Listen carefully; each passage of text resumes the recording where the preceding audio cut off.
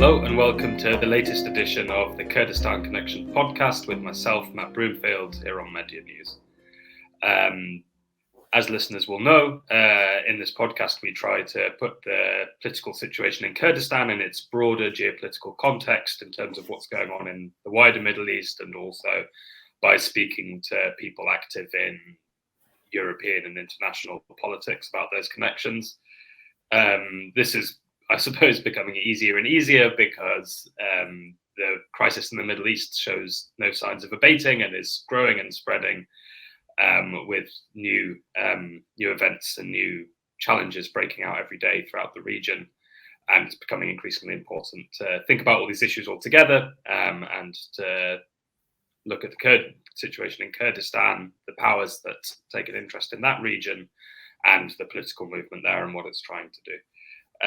So to that end, I'm very happy to be joined today for the second time on the show by former Minister of the Interior for Iceland, Ögmundur Jónasson, who has a long career in domestic politics, also in European politics, and is a long-term friend and supporter of the Kurdish movement, has spent a long time working with the campaign for Öcalan and visiting different parts of Kurdistan as well.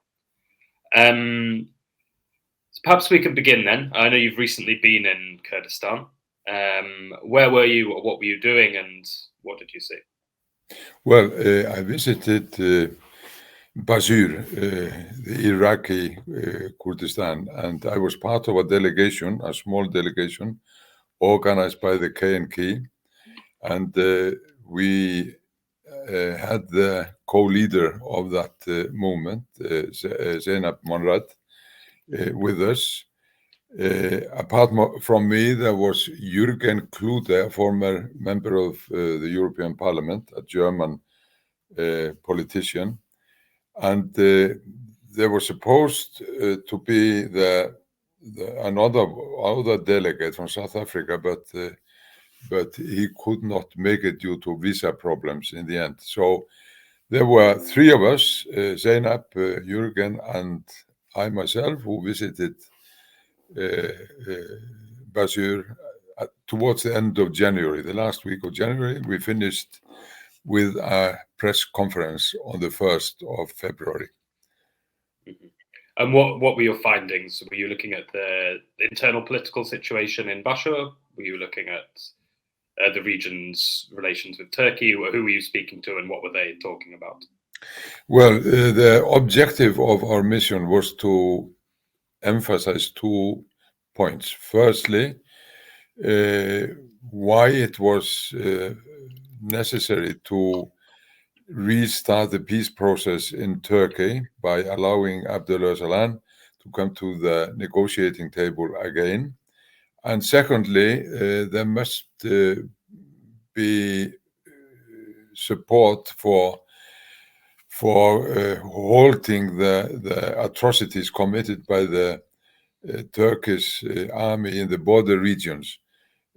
We know of the atrocities committed in Rojava, but also in the border regions with the Iraqi Kurdistan. We were asking for support on these two issues. So maybe let's take the second issue first. Could you expand a bit? So what was the impact of Turkey's military operations that you saw in this region? Why is that an issue of international concern? Well, let me start with telling you what I learned on this mission. I learned a lot. I learned about the difficult position of Iraqi Kurdistan under pressure from all sides, from Turkey, as we know, from Iran as well, who do not want a free Iraqi Kurdistan to become a good model to look towards by Iranian Kurds. So they are always looking for ways of undermining the Kurdish federal state in Iraq. And then, of course, it is Baghdad, which also wants to undermine the state, and they are doing their bit by for they are in charge of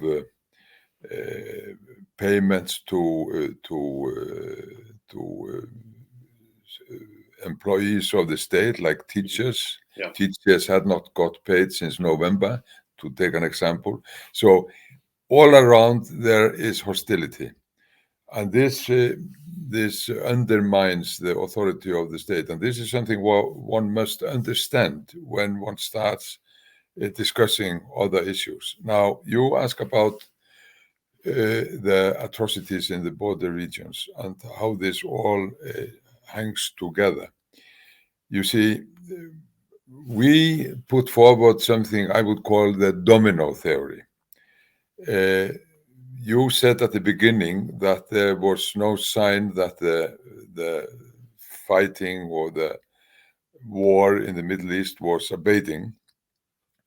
And this poses danger for the whole region and for the whole world, indeed. So we must unite in finding ways to direct this into a more peaceful direction. And here comes the domino theory. You must start somewhere. And we are saying that, the domino theory was used in the 60s, 70s, saying that one country that falls to communism or under communism will lead to the next fall. In other words, war leads to war. We are wanting to turn this around and say, let us look at it this way. Peace here may lead to peace there. And we are saying if we can start in Turkey, this will eventually have a good effect throughout the whole region. And are we certain that this will do so? Of course we aren't, but the likelihood is there. And why can we say that? We can say that because experience tells us we can safely say that. In the years 2013, 2015, as you know, there were peace negotiations going on between the Kurds and the Turkish authorities. And at that time, Abdullah Öcalan was at the table, indeed, from his prison cell in İmralı, but he was at the table. And there was optimism in the air. And I came to Ahmed during this time in 2014, and I remember the message read out from Öcalan at a huge rally, 1 million people. And he said, we have shown that we can handle war. We can handle war. But we have also shown, and this we are longing to do, that we can also handle peace. We can also handle peace. And I have come to the conclusion that he is the only man who is to be relied on in this respect. Not that there are not other people who can be relied on, but he is the unequivocal leader everybody looks to. So in that respect, he is a key person to conduct peace talks. So back to your question, how is all this interlinked? Well, it's interlinked in this way. A peace process in Turkey will eventually lead to the end of atrocities committed in the border regions. And this, in the end, will also benefit Kurds elsewhere, in Iraqi Kurdistan, in Iran, and elsewhere. So peace is what the Kurds want.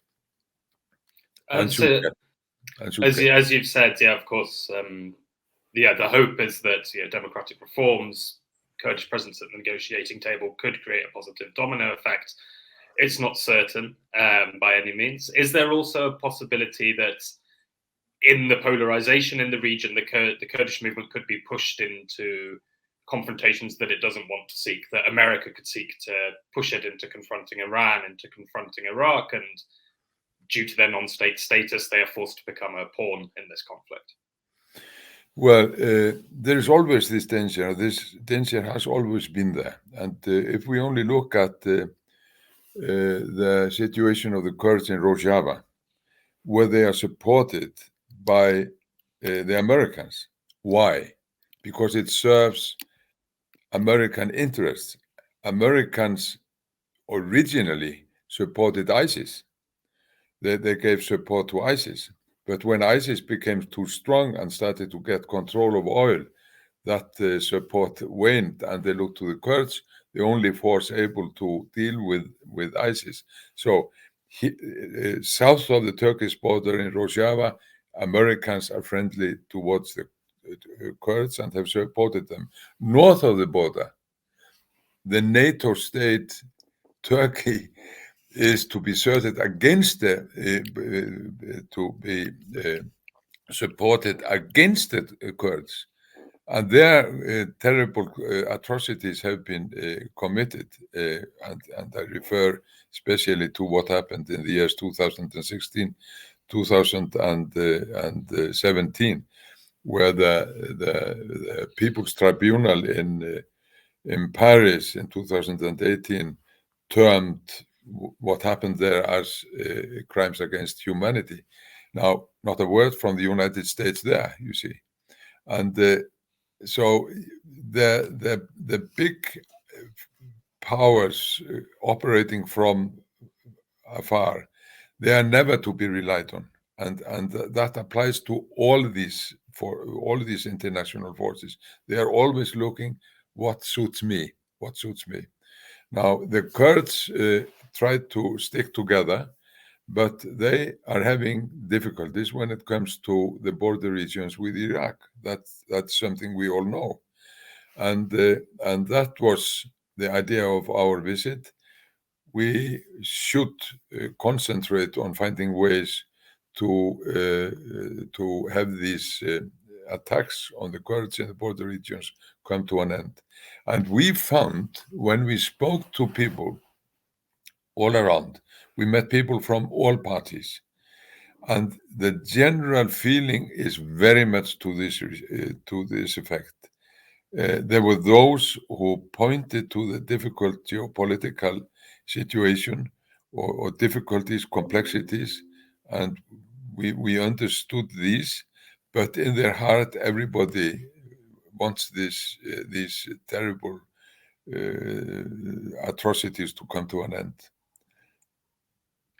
And so, yeah, as you've mentioned, one perhaps crucial step that could come towards bringing an end to these military operations toward hostilities along the border, also in Rojava and also in Bashur, would be moved toward renewed negotiations in Turkey.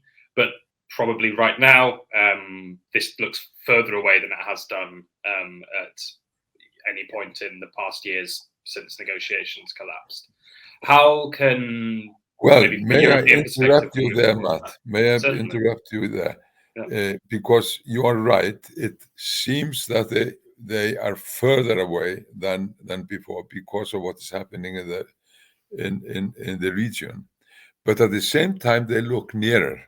They could be nearer. Things can change very quickly because I think people understand that we are in a truly dangerous situation. The whole world is in a truly dangerous situation, and if people become aware of this, things can change. And another thing I want to say, if I may add it, you see, I think suddenly with what is happening in Gaza, you take Gaza, you take other places as well, but Gaza, some people wanted us to see it as history started on the 6th of October last year. That's when history started, with an attack by Hamas, and then a response by Israel, etc. But then gradually it dawns upon people that history didn't start there. The Jews indeed have their history, The Palestinians have their history. And in order to understand the situation, one must look into the historical dimension. The same in Ukraine. People have tried to tell us that history started at the end of February 2022 with the, as it is always phrased, unprovoked Russian invasion of Ukraine. That's when history started. But now people are beginning to say, wait a minute, did history start at that point? No, of course it started much earlier, and we must look into historical dimensions to understand the situation. But what about the Kurds? Don't they also have a history? And this is very interesting, I think, that after all the discussion about Lausanne in 1923, there was a lot of discussion in connection with the 100 years anniversary of that meeting. And people are going back to Sèvres, when a Kurdish state was in the making, and then it was wiped out with Lausanne. What I'm trying to say is this: people are becoming more aware of the historical dimension of the Kurdish situation, as is happening in Israel, as is happening in Ukraine. And this is a key factor. This is a key factor, which is going to help the Kurdish cause a lot. Ergo, what I'm saying, things can change very quickly, even if solution seems far away. Your sense is that maybe what's happened in Gaza has provoked a reassessment also for people outside of the internationalist left about Israel-Palestine, and more broadly a reassessment of the Middle East, and a renewed understanding that it's not good guys, bad guys, and that there are other paths forward for the region. Correct. Yeah. So when you, this weekend, I know you've been at some events to do with the 25th anniversary of the detention of Abdullah Öcalan. In conversations you had there, the other speakers you heard, was there this sense among people that changes that are happening in the region could throw up unexpected benefits for the Kurdish movement or for Öcalan? Well, I think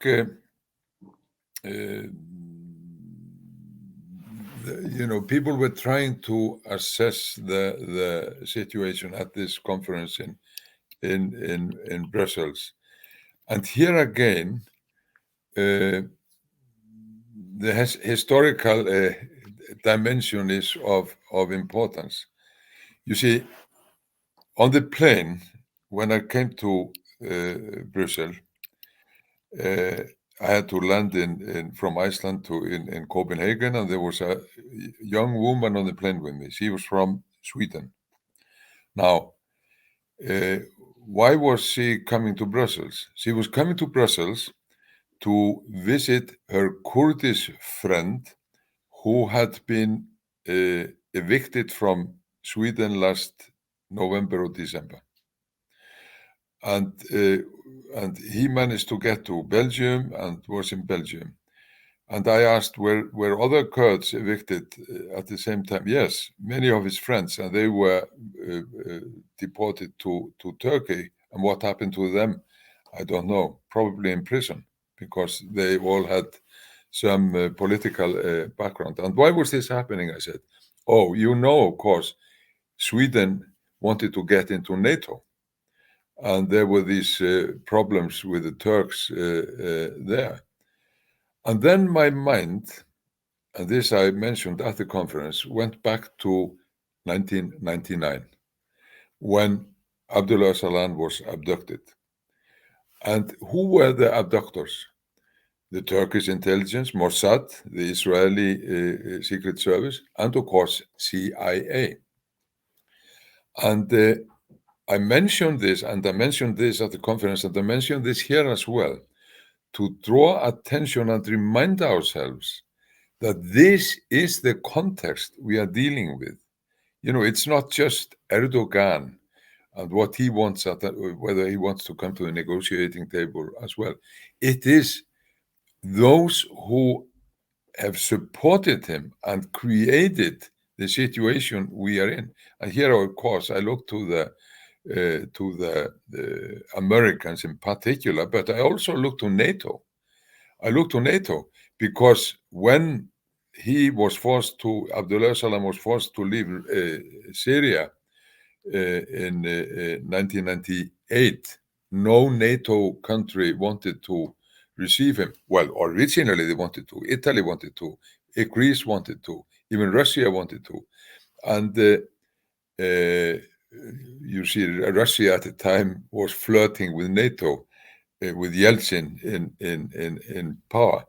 And so this is the context we must bear in mind.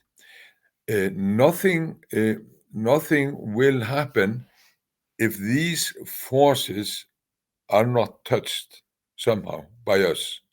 Who are we? I'm talking about the public. So I'm saying, and this was very much the spirit of this seminar, that what we need is a general awareness raising amongst the public to move these dinosaurs of the past still living with us.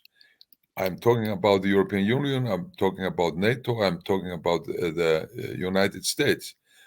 These are all responsible, and they will do nothing unless we, the public, make them do it. And this we can do by increased awareness amongst ourselves, look into history, what is happening, bringing to the forefront the hidden wars in the border regions. So that was the general impression there. And therefore it was wonderful to come to Cologne last Saturday and experience a huge rally.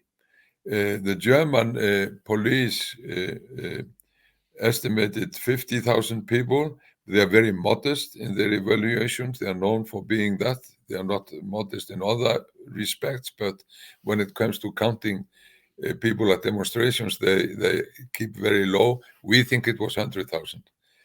Or let's say let's settle on 75, 80,000. Anyway, it was a huge rally and the spirit was good. And we see now that there are Nevros gatherings all around in Britain, Manchester, Edinburgh, London, throughout Germany, everywhere. So this is what is to be relied on. The Kurds themselves, of course, and a general awareness raising amongst the public.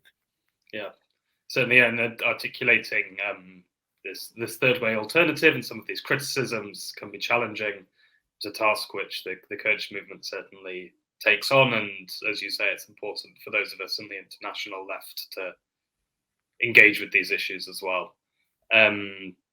That's more or less all we've got time for. I don't know if maybe just to finish, if you've shared a little bit, if you have some kind of final reflection, maybe a speaker you heard at the conference, a conversation you had, an impression from over the weekend that you would like to share. Well, I only say this, that it may seem that an acceptable solution to the Kurds is far away, but the reality may be otherwise, because things may change very quickly. But one thing we must always bear in mind, that things do not change of their own accord. They're always doers, and we are the doers. The public of the world, we are the doers, and we all have a responsibility to try to move things into the right direction. Absolutely. Thank you very much, Ögmundur, for joining us today and sharing your analysis, which is always useful and inspiring to hear. Thank you very much. Thank you very much. This has been the Kurdistan Connection with myself, Matt Broomfield. Until the next broadcast, goodbye.